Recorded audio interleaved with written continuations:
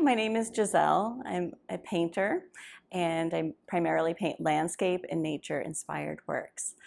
I've been thinking a lot lately about artists and our relationships with our online presence and galleries and community and connection, and how things are just constantly changing and shifting over time.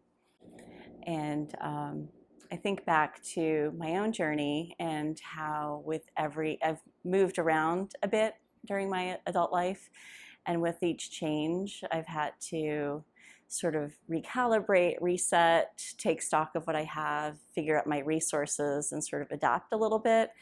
And I think artists are really good at that. We're pretty adaptable and we're creative thinkers, and I think that's kind of our superpower. I moved from Maine to Virginia. I was in my early 20s and I had just finished art school, and I had left sort of a built-in art community. That's where I had finished my undergraduate degree, and when I moved to Virginia I didn't know anybody.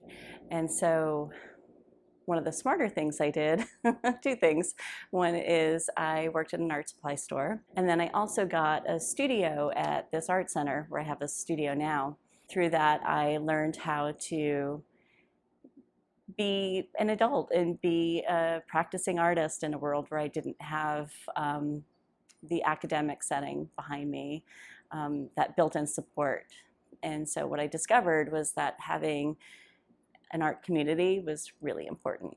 So after a few years in Charlottesville, I moved to Richmond, slightly larger city, and did my graduate work there.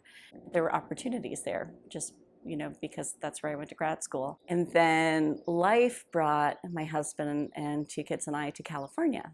So here I was starting over again.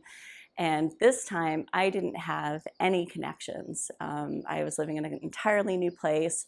My academic background meant nothing, and that I didn't have the built-in connections and resources that I had when I was living in Virginia, and I had to figure it out. So at that time I decided to just sort of like take stock of what I had, hold steady, and initially I put out feelers to like the local colleges and schools for teaching and also for the galleries, and got nothing back. So at that point I decided to just hold steady, just make work, build inventory.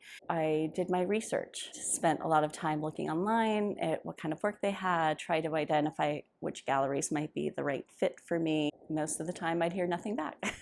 So there was a lot of like putting out feelers, trying different things, and eventually I did end up with two great relationships. But it took time, and it took time of trial and error, of reaching out to galleries, trying different things, and I learned a lot from that process. I was pretty bummed or sad when we decided to move back to the East Coast. The one thing that I sort of was a little bit sad about was that I had to give up those gallery relationships. So here I was, starting over again. In terms of galleries, I'm started out with the same approach. I feel like it's sort of like dating.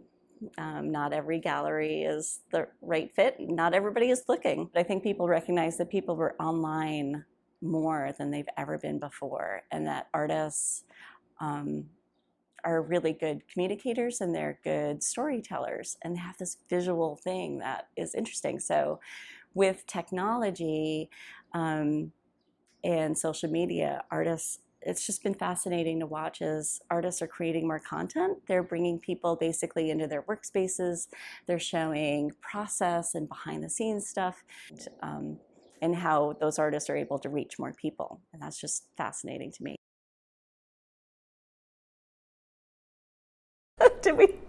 Was that recording?